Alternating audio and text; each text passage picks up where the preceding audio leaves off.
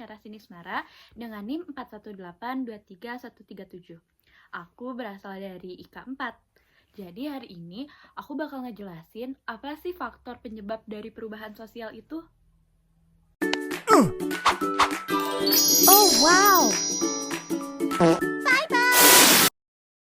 Perubahan sosial dapat dibayangkan sebagai perubahan yang terjadi di dalam atau mencangkup sistem sosial.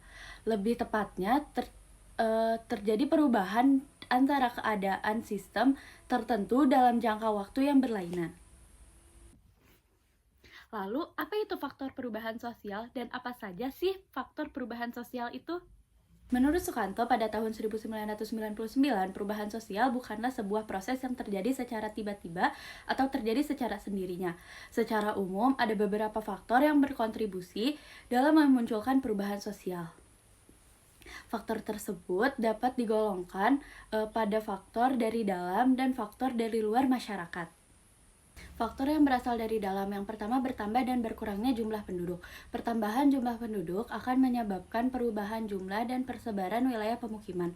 Wilayah pemukiman yang semula terpusat pada satu wilayah kekerabatan, misalnya desa, akan berubah atau terpencar karena faktor pekerjaan. Berkurangnya penduduk juga akan menyebabkan perubahan sosial budaya.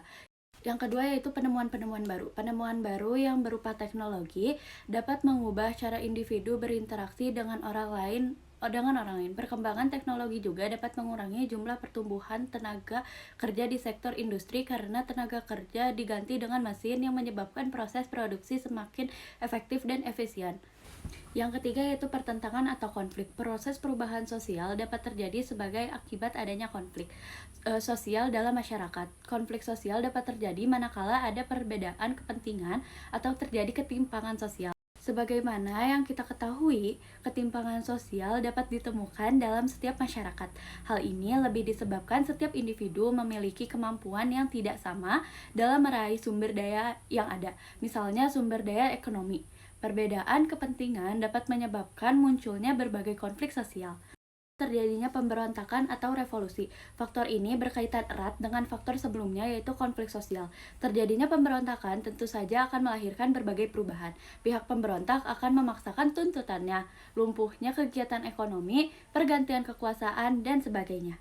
Lalu ada faktor yang berasal dari luar. Pertama, terjadinya bencana alam atau kondisi lingkungan fisik. Kondisi ini terkadang memaksa masyarakat suatu daerah untuk mengungsi, meninggalkan tanah kelahirannya. Apabila masyarakat tersebut mendiami tempat tinggal yang baru, maka mereka akan menyesuaikan dengan diri dengan keadaan alam dan lingkungan yang baru tersebut.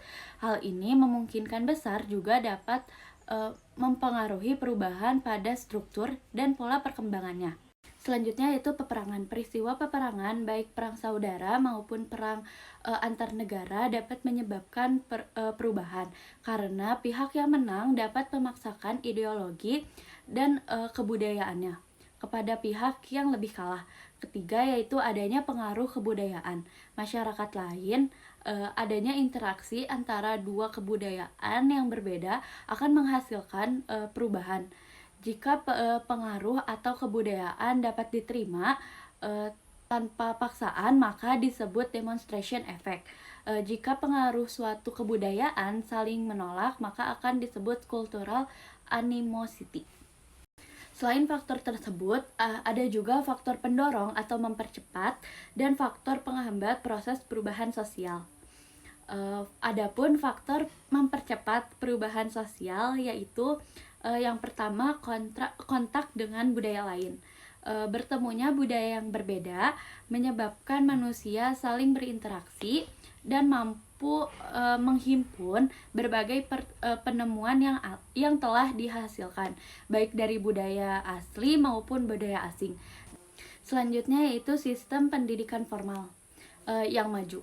Pendidikan merupakan salah satu faktor yang dapat mengukur tingkat kemajuan sebuah masyarakat.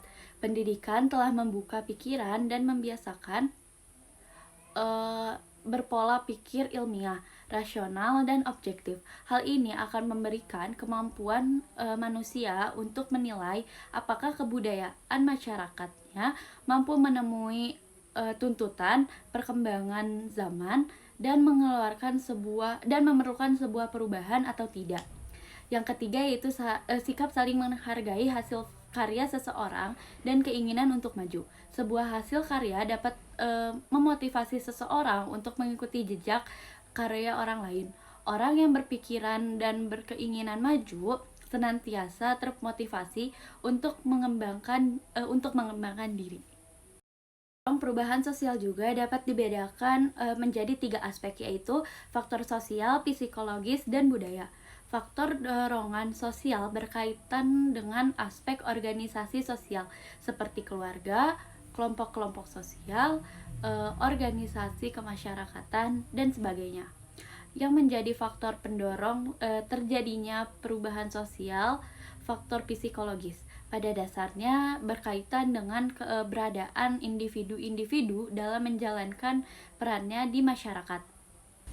Lalu yaitu dukungan budaya atas penerimaan sesuatu yang baru akan mempermudah terjadinya proses perubahan sosial. Akan tetapi, faktor budaya dapat pula menjadi faktor penghambat bagi kelancaran proses perubahan sosial.